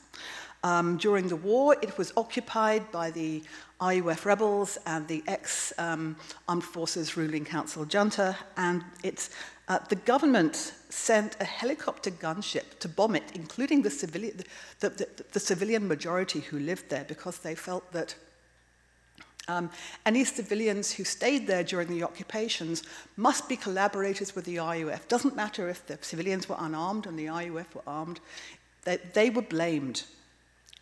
Now, Makeni has one of the highest rates of increase of Ebola in the country. So neglect spreads Ebola and intensifies it in places like Makeni. I'd like to start by reading you a story that was told to a a friend of mine, Moses Kanu, who's on the left there with the two children. Moses is a Wesleyan pastor. I've known him for about 10 years. He was my research assistant when I was in Sierra Leone in 2004. And I'm going to tell you, he's now a Wesleyan pastor, and I'd like to tell you about the community effort, the community response to Ebola that he's involved in just a minute. But I'd first like to read you. He's been sending me emails, and I want to start a blog based on Moses' emails. He's been visiting quarantined homes. He's been praying with those who are quarantined and providing them with crucial psychosocial support, psychosocial care. And he's been listening to people, and he's been, with their permission, recording people's stories. So this is the story of a man called David. My wife was sick and admitted at the Magbente Community Hospital. She was pregnant and admitted together with other women in the same ward. My wife's sickness became serious, followed by frequent vomiting and stools. She died. I came back home and buried my wife. 2 days later, the report came from the hospital, showed that my wife had died of Ebola, and the house was quarantined. In less than 21 days, 7 other members of my family died of Ebola. Only 2 of us survived in this house. I am finished. I don't know what to do. I wonder when this pain will go away, especially when people around me are running away from me. Today, I attempted to visit my friends. As soon as I arrived, they all pretended as if somebody was calling them. They went away. How will I ever cope when my friends are running away from me? So Ebola is a disease that undermines sociality. It undermines the webs of social support that would already exist. All the preventative measures undermine the forms of social morality that are expressed through being together, by expressing support through touching, through hugging, through handshakes, through sharing. And it's engendering distance, a lack of contact, and fear that is leaving people like David kind of utterly bereft. On top of that, quarantined areas are suffering from horrifically steep rises in food prices, from water scarcity. Great hardship. These were often extremely fragile livelihoods to begin with. There have been, Moses, a couple of weeks ago, told me of the first suicide, when a man was left alone in a compound in which everybody else had been taken to a treatment center or a holding center. He burned himself alive. This is almost unheard of. And so when you die, you need to be with people. So the idea of dying alone under those conditions was unbearable to him. There are orphans remaining. According to a previous study of Ebola, in previous epidemics, children have a better survival rate than adults, a slightly better survival rate. So Moses is finding many homes in which all the adults are wiped out and the children remain. And the government is absolutely unprepared for this, as to how we go forward, how we can imagine kind of building communities again with these kinds of issues. So these are the kinds of issues that Moses and the team of pastors that he's working with in McKinney are dealing with. They're trying to do their best to provide some kind of support, given that the webs of support that people have already built are basically falling apart because of this disease. They're also distributed, as you can see with the slide on the right. Here's a pastor delivering water to a quarantined family that has no access to water. And here, what we're seeing in this one town is are practices, as Dr. Mukherjee said, practices of compassion and solidarity.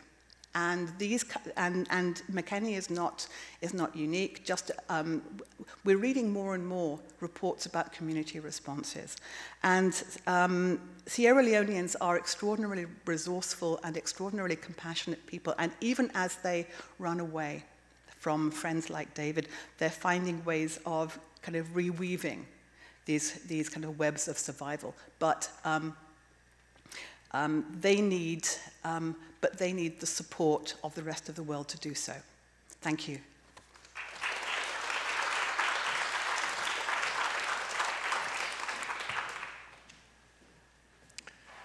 And now we'll hear from Maggie McMillan. Thank you very much, Maggie. Oh, nothing like saving everybody's favorite topic for, least favorite topic for last.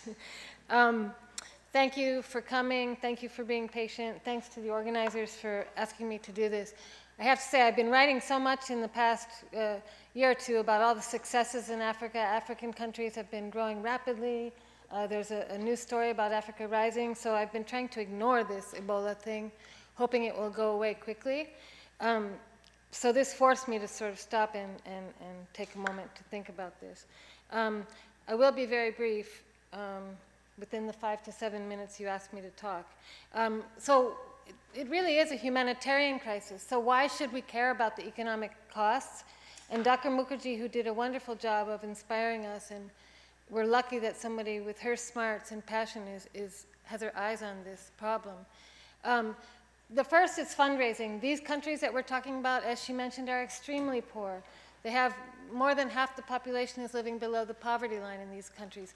And these countries need resources to help fight this crisis. And so you can't just go even to partners. You can't go to the World Bank or whoever it is you're trying to raise money from and say, you don't know how much money you need. You have to have an idea about how much money you need. And then the governments in these countries are severely strapped for cash. And they need to understand the costs involved for budget planning.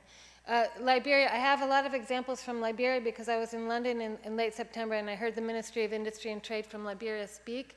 And they're so with the estimates of the costs of what they can do to fight the disease, they're making cutbacks in other areas. They're cutting wages. They're restricting fuel usage. They're banning unessential foreign travel.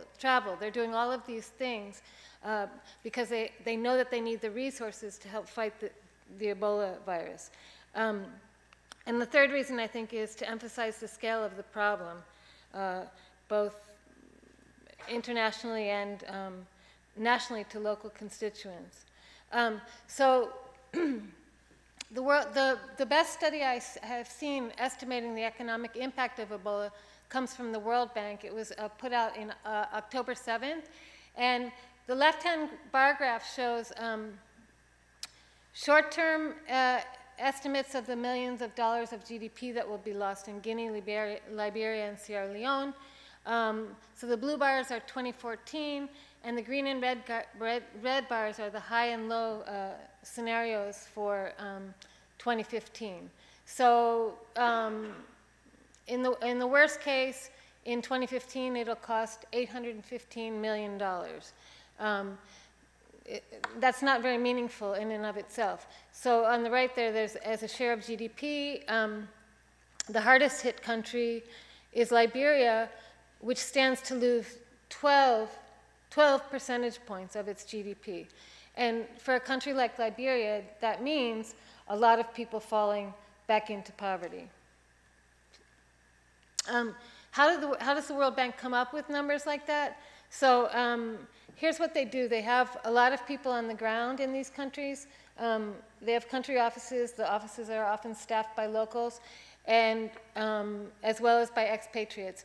And so what they do is it's a national accounting exercise, basically. They go sector by sector, and then they estimate by sector what kinds of economic activity are being impacted by the Ebola virus. So they project a decline in agricultural output because less people are working in the fields. The mining sector has shrunk severely because the international companies who are working in those sectors have shut down temporarily. The manufacturing declines, they've estimated they observe a decline in cement production. They observe a decline in food and beverage production. Hotels are vacant.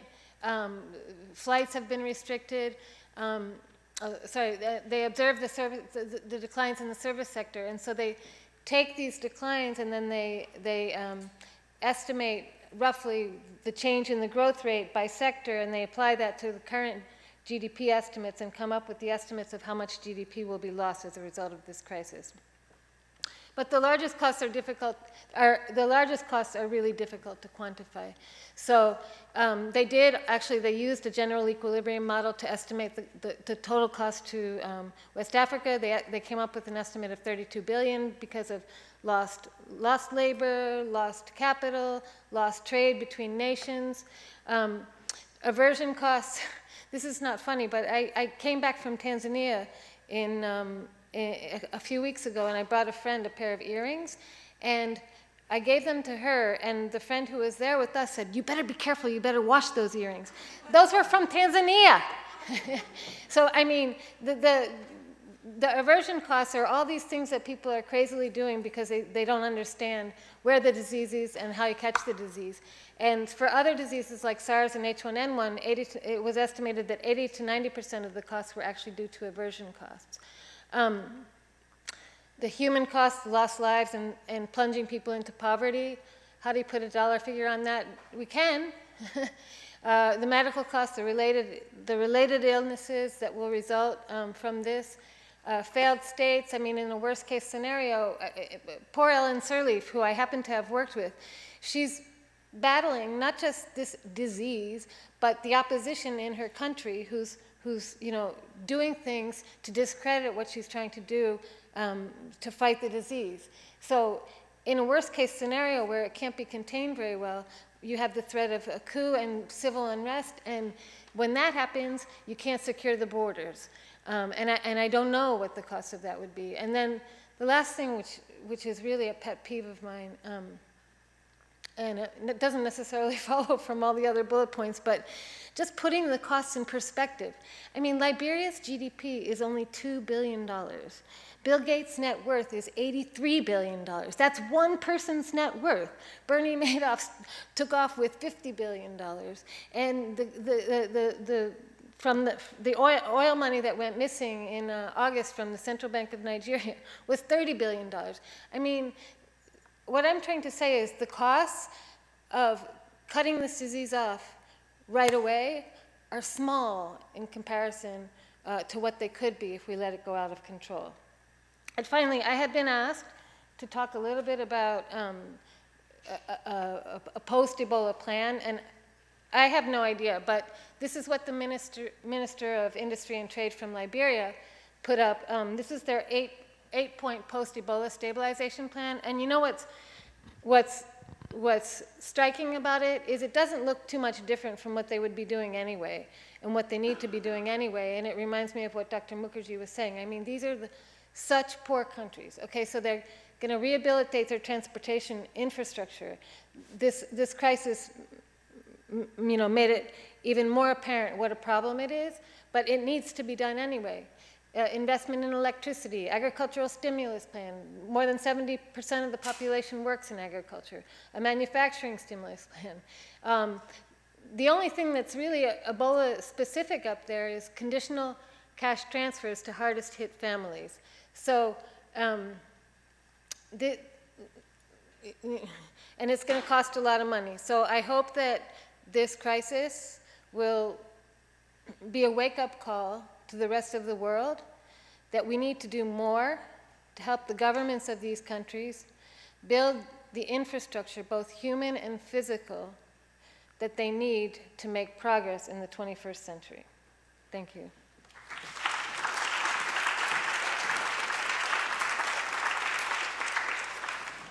Thank you. And I now invite you forward to ask questions for the audience. You can pose it to all of them or to a specific one.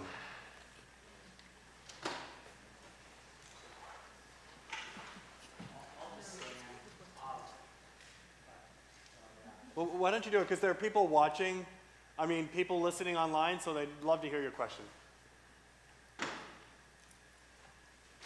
I have a question for Dr. Shaw.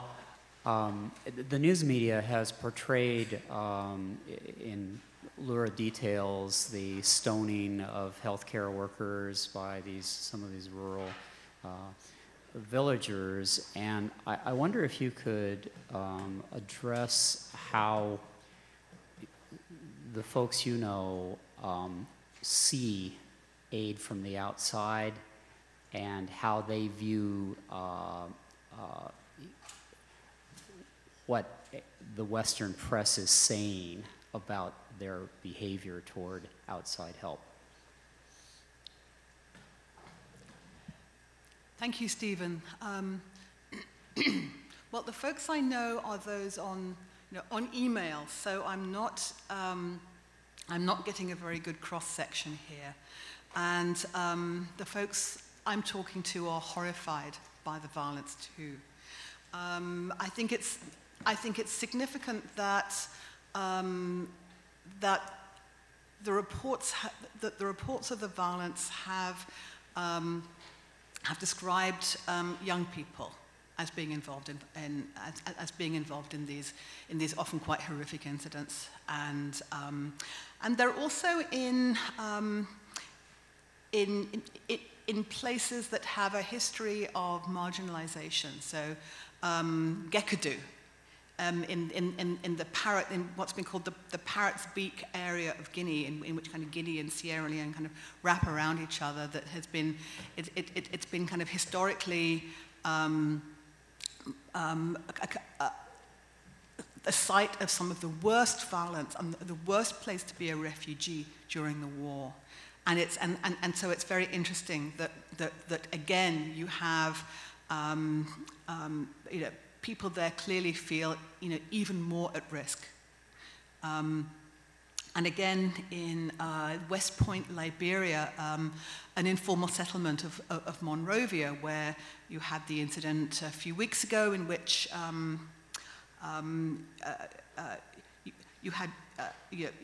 you had kind of violence against a clinic that they tried to establish in that area, an extremely kind of marginalized part of the city that felt extremely threatened, that did not feel as if their lives were valued, that felt it was actually quite likely that their lives might be sold. I mean, if you're coming from a context in which the government has, in which you feel the government has colluded with those who have with schemes to take your land, it's not too far to believe that the government is collaborating with the WHO to sell your bodies, for instance. And there has long been a crisis of youth in this and other regions, in which, with fragile livelihoods and a neoliberal economy, 60 to 70% youth unemployment, the majority of youth are basically not able to become social adults, and they so you're a youth indefinitely, and then you die. Under these circumstances, youth have historically, especially male youth, been that sector of the population that has been most subject to kind of extractive exploitation. And that's not, of course, to justify the violence. This is to contextualize it.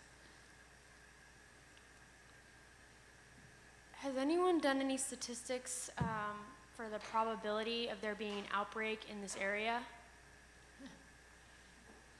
In which area? In this auditorium? No, like in Massachusetts or New England. Oh. I can probably start with this answer. From what we understand right now, the probability is extremely low.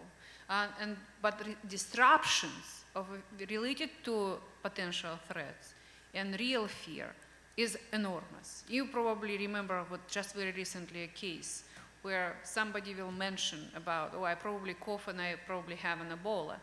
It's turned immediately into the whole ordeal of taking people from airplane, have a squad. But if you will think about, again, amount of money spent on this type of activities, and if, for example, we are coming very closely to a flu outbreak, where probably everyone will be on airplane, either coughing or sneezing or have a fever, that you can actually imagine how much of a disruption it will come to even a small disruption, which will have a really very big wave. And I think it's really taking attention from many other very important activities and start to create a distrust overall to whole entire system. If, for example, you have a couple of false alarms, you will start to believe that this warning system works perfectly in different situations. So if it's come to probability itself is not really very high, it's in my opinion, but at the same time, all the disruptions associated with this type of potentials is enormously high and have a very big toll. Anybody want to add? Do you know if Tufts, the hospital, is preparing for isolation units or anything like that? That I cannot comment, but I'm pretty sure that Massachusetts Public Health, our Department of Public Health, which we have a really very strong relation with, they probably will have a preparedness plan as they have for many other infections as well. So. Do you have anything to add to that, Jennifer? About the hospital part? I was just going to say that the disaster preparedness and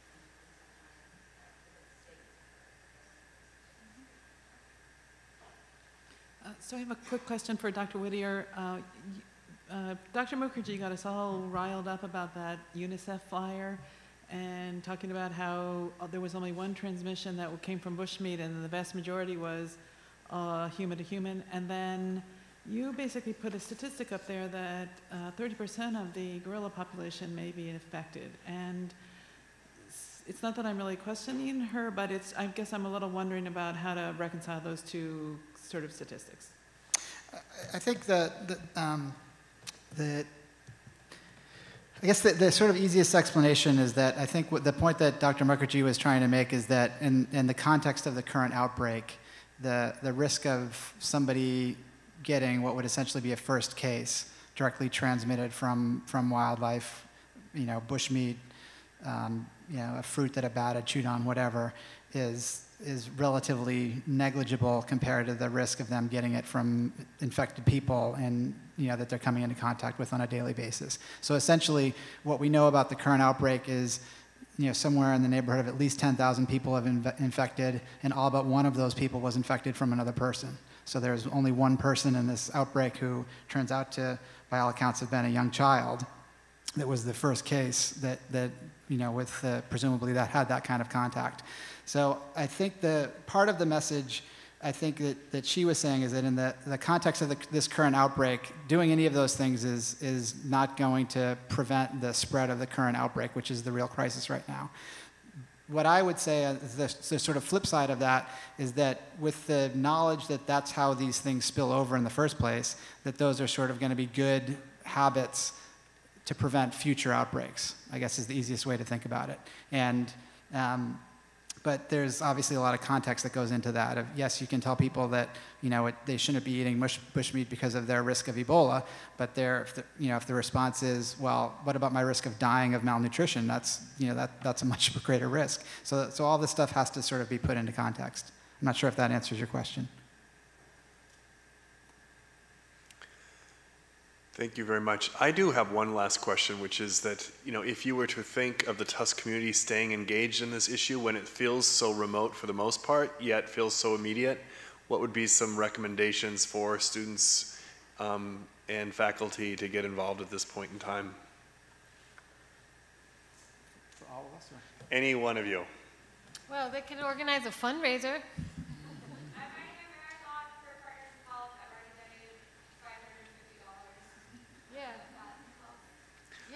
Every little bit helps.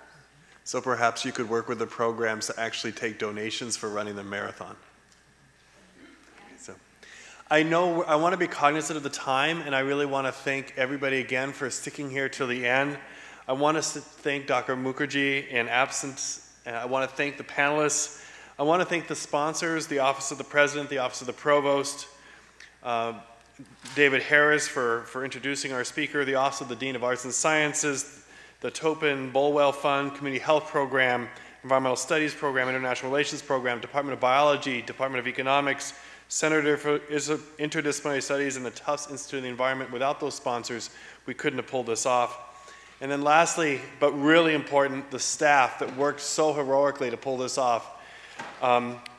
Coco Sarah Gomez was amazing, as was Christina Log, and along with them, they got a lot of support from Kathleen Devine, Elizabeth Gottlieb, Katrina Noyes from the Provost's office, and Melissa Stevenson. So thank you so much to all of those individuals to help make this happen. And once again, I'd like to thank everybody.